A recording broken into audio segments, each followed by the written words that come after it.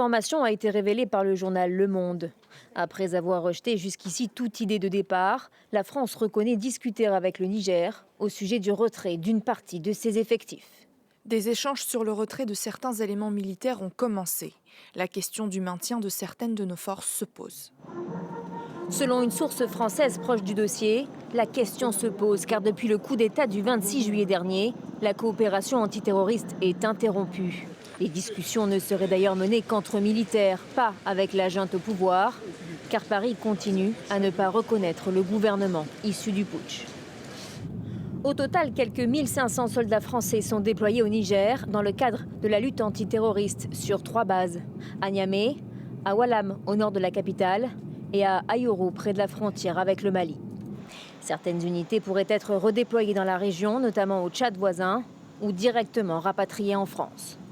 Pour l'ancien président François Hollande, si retrait il n'y a aucun échec à y voir. Où est le problème? Quel est le mal?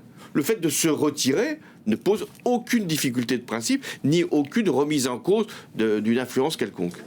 Des échanges entre Paris et Niamey sur le retrait des troupes françaises avaient déjà été évoqués lundi par le Premier ministre nigérien, nommé par la junte.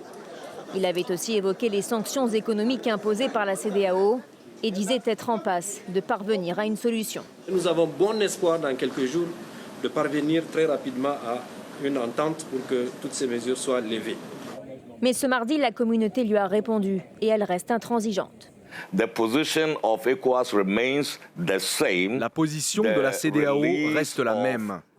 La libération du président Mohamed Bazoum, dont vous savez qu'il a été pris en otage, et le rétablissement immédiat de l'ordre constitutionnel. L'organisation ouest-africaine refuse toute discussion sur une durée de transition avec les putschistes et a brandi plusieurs fois la menace d'une intervention armée.